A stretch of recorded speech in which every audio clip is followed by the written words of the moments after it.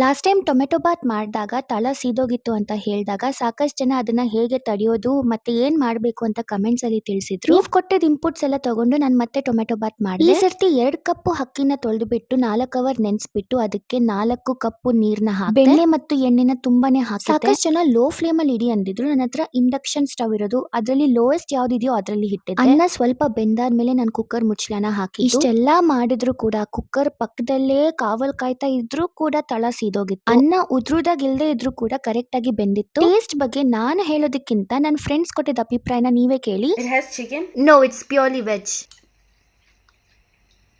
Good? It's good. It's good? Be honest. No, I'm honest. It's good. It tastes, there's this other Indian dish, rice. It tastes just like that. Really?